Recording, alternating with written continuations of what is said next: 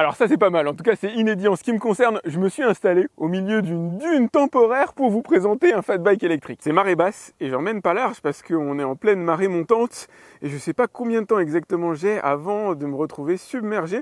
En tout cas là, à part un petit passage à ce niveau-là, je suis totalement dans l'eau. Et je précise que je suis venu jusqu'ici bien évidemment en utilisant le vélo, celui que je vous présente aujourd'hui, c'est le Vacole C20. Bienvenue sur AviExpress. Et il a une grosse particularité ce vélo, même totalement inédite pour moi, c'est un bimoteur. Vous avez un moteur de 750 watts en position arrière et un autre moteur de 750 watts en position avant. Les moteurs sont alimentés par une batterie de 15 ampères-heure envoyant du 48 volts et j'ai déjà fait le test d'autonomie à cet instant précis et il est pas mal du tout. Reprenons la présentation générale. Le bébé pèse 31 kg, il est conçu en alliage d'aluminium et peut supporter une charge de 150 kg, ce qui est plutôt bienvenu puisque vous avez, comme vous le voyez, sur la partie arrière un porte-bagages et vous en avez un aussi sur la partie avant. Comme vous pouvez le deviner à la charnière qu'il y a juste ici, on est sur un vélo pliable. Alors je vous montre pas comment, c'est toujours la même chose, vous pouvez refermer le cadre sur lui-même, plier le guidon, que vous pouvez monter et descendre d'ailleurs exactement comme la selle, il est super complet. Le fait de plier le vélo vous donnera en plus accès à la batterie qui est détachable. Continuons dans les bonnes choses, il en est bourré ce vélo, on est sur un cadre suspendu et idem pour la fourche comme vous pouvez le voir, avec un gros feu à l'avant que j'ai positionné sur le côté tout simplement parce que j'ai oublié de serrer la vis et un feu à l'arrière connecté à la batterie centrale, ça mine de rien c'est important, il n'y a pas de pile à l'intérieur, disposant en plus de clignotants. Et c'est clairement le vélo au guidon le plus complet que j'ai pu avoir jusqu'ici, il y a vraiment beaucoup de bonnes choses à l'intérieur. Alors tout n'est pas magique et merveilleux, vous avez l'accès au clignotant sur la partie inférieure, alors je ne sais pas si vous arrivez à le voir directement à la caméra, l'accès au phare, au klaxon aussi, vous avez des freins mécaniques, vous avez, et ça c'est beaucoup plus rare, deux rétroviseurs, alors un peu symboliques parce qu'ils sont un peu sur l'intérieur du guidon, alors qu'il aurait fallu pouvoir les fixer sur l'extérieur pour avoir une vue un peu plus propice de ce qui se passe derrière vous, mais au moins on a l'intention. Autre élément appréciable, un support pour téléphone, il manque à la limite un port USB pour recharger le téléphone, ça aurait été cool. Vous avez un écran ultra complet, alors qui vous donne les fonctions principales que sont la vitesse, l'autonomie restante, le kilométrage total parcouru, le kilométrage parcouru au cours de la session.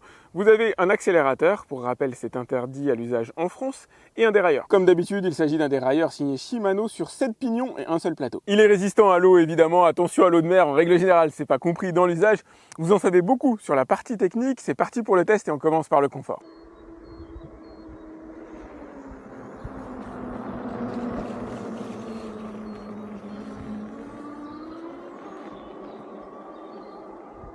La motorisation fait clairement partie du confort, mais je me réserve ça pour un autre chapitre à l'intérieur de cette vidéo. Là, on va parler vraiment du confort, de l'installation directement sur le vélo, avec une selle ultra confortable, ultra moelleuse que vous avez ici. Elle est géniale, elle fait tout simplement partie des selles les plus confortables que j'ai pu avoir sur un vélo électrique. La position, elle aussi est top. Il est possible de monter, alors que ce soit le guidon ou la selle relativement haut, de telle sorte qu'un gabarit allant de 1,60 m jusqu'à 1,90 m peut utiliser le vélo. Attention, on est sur du 20 pouces. 1,90 m sur un 20 pouces, en matière de style, c'est pas génial. Mais dans l'absolu, techniquement, effectivement, vous pouvez monter l'ensemble suffisamment haut, non seulement pour avoir un gabarit d'1,90 m dessus, mais conserver une position dos droit. C'est quelque chose que j'adore, moi, sur un vélo de ce type-là, qui sont des vélos, alors certes, d'attaque d'une certaine manière, pour aller un peu dans la forêt, sortir des sentiers battus, mais qui sont aussi beaucoup des vélos de cruising, pour être à l'aise, pour pouvoir parcourir de grandes distances, en se sentant tout simplement bien, être au bout de 40 km, voilà, sans avoir mal aux fesses, sans avoir mal au dos, sans être constamment sur les appuis en avant. Voilà ce que promet ce genre de vélo.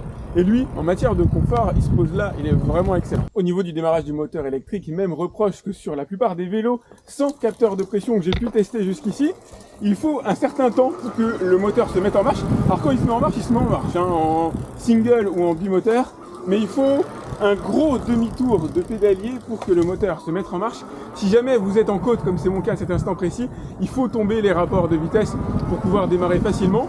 Sinon, il y a la solution accélérateur, et là, effectivement, le moteur est accessible immédiatement. Demi-reproche que je vous disais en préambule de la vidéo, les rétroviseurs, c'est une très bonne intention, c'est clair, c'est vraiment génial d'en avoir, c'est juste qu'il aurait fallu des arcs plus prononcés pour pouvoir les éloigner du corps, puisque là, ils réfléchissent essentiellement mon reflet, un petit peu ce qui se passe derrière moi, mais fonction de votre corpulence, vous aurez du mal à voir, il aurait vraiment fallu que ça déborde un peu plus sur le côté pour qu'il soit plus utilisable. Mais l'intention y est, c'est déjà ça. L'assemblage est bon, rien à dire, tout a été bien réglé en usine, que ce soit la partie dérailleur, la partie freinage.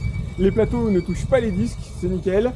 À peine un petit grincement, un petit crissement lorsqu'on freine. Là par exemple je suis en pente légèrement descendante. J'ai un léger bruit au niveau du freinage, rien qui soit particulièrement dramatique ou gênant. La suspension n'a rien d'anecdotique, je dis pas ça par hasard, j'ai testé il n'y a pas longtemps un vélo aux suspensions qui ne servait absolument à rien. Là on a une bonne capacité d'absorption, à sortir des sentiers battus, ça se voit pas forcément à la caméra mais j'ai des belles dénivellations ici, j'ai des belles bosses, j'ai une route extrêmement meuble avec du sable recouverte d'épines de pin, autrement dit c'est casse-gueule au possible, le vélo adhère bien et pourtant j'ai de la belle côte, hein. Il y a des endroits où avec mes cuisses jamais je passerais, mais là je passe mais comme une fleur, c'est vraiment pas mal du tout en matière de franchissement. C'est pas au niveau d'un 26 pouces, si on devait faire un delta je dirais en comparaison à un 26 pouces effectivement il y aura un peu plus d'aisance, mais en matière de fat bike 20 pouces il se pose bien. Alors c'est pas un reproche parce que ce serait une erreur de le classifier en reproche, mais le second moteur se trouvant sur la partie avant, le moteur principal étant sur la partie arrière, se déclenche à peu près une demi-seconde après le premier moteur. Je pense que c'est volontaire, ça permet d'assurer une bonne adhérence. Si les deux moteurs se démarraient en même temps, à mon avis la roue avant aurait une légère tendance à patiner. Là on a un démarrage du moteur avant à peu près une demi-seconde après le moteur arrière. Enfin bref, je pense que vous l'avez compris, niveau confort, niveau finition globale, il est vraiment très bien fait ce vélo. On passe à la suite, la partie motorisation.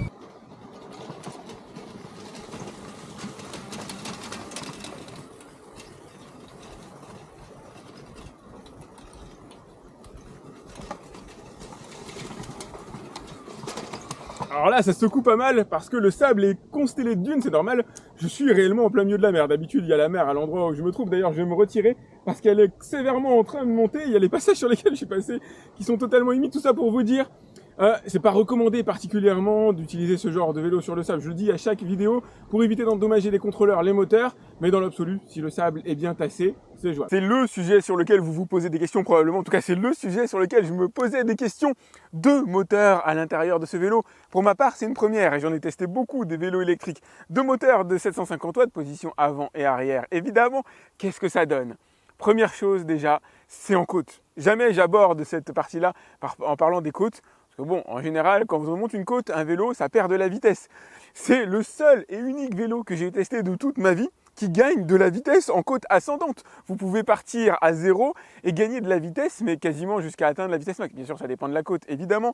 Mais il est possible, avec ce vélo, il y a un bouton sur le guidon, d'activer ou de désactiver le moteur avant. Du coup, vous savez très vite à quoi vous attendre. Si vous activez un seul moteur, vous vous apercevez que dans certaines côtes, comme d'habitude, même avec des vélos de 1000 watts, voire même 1200 watts, ce que j'ai testé de plus puissant, vous montez et puis à un moment donné, vous perdez de la vitesse, ou en tout cas, il y a une stagnation qui se fait à une vitesse inférieure de la vitesse normale du vélo. Lui, il gratte, mais un truc de fou, c'est dingue. Alors à Arcachon, en plus, il y a des belles côtes à monter. Franchement, il est génial. Et à ce niveau-là, c'est peut-être là-dessus que le bimoteur se fait ressentir le plus. Avec bien sûr l'accélération. On a une accélération, une accroche au sol qui est plutôt bonne. D'ailleurs, les moteurs ont été bien paramétrés, mis à part sur un sol très meuble comme je peux l'avoir ici, où on peut avoir un très micro patinage sur la roue avant au début, à moins de se mettre sur les appuis à l'avant. Ça arrache le sol, c'est génial. Franchement, c'est top.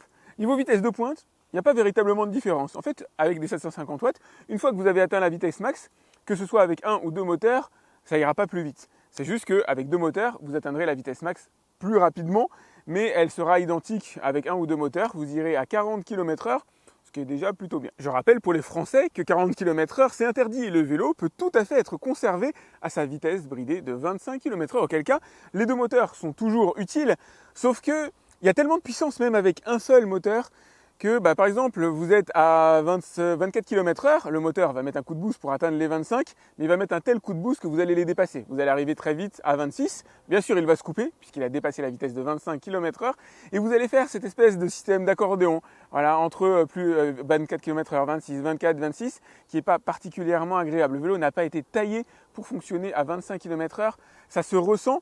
Et ça donne un confort, on va dire, moyen lorsqu'il est bridé à cette vitesse-là.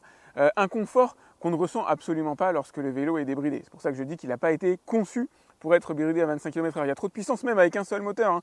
Il y a trop de puissance pour réellement avoir une bonne sensation lorsque vous roulez à 25 km/h. Alors le test que je vais faire maintenant est purement symbolique. C'est une côte, une grosse côte, vraiment costaud, du genre qu'on ne monte pas avec un fat bike si on n'a pas un moteur dessus. En général, avec un moteur de 750 watts, on monte très bien. Wow, c'est extrêmement puissant. puissant, c'est dingue. Alors là, avec un double moteur de 250 watts, je vais y aller mollo, tout simplement parce qu'en tenant la caméra à une main, c'est pas génial. Et c'est les doigts dans le nez, hein. Là je monte extrêmement doucement parce que je le souhaite.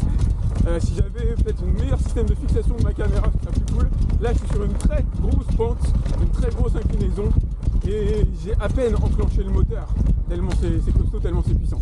Ah putain, j'espère que ça va passer. La mer est en train de se refermer sur moi. Alors de l'eau de mer en plus sur les roues et tout ça, ça va pas être terrible du tout. Et hop, c'est bon, c'est passé. Normalement je devrais retrouver mon chemin.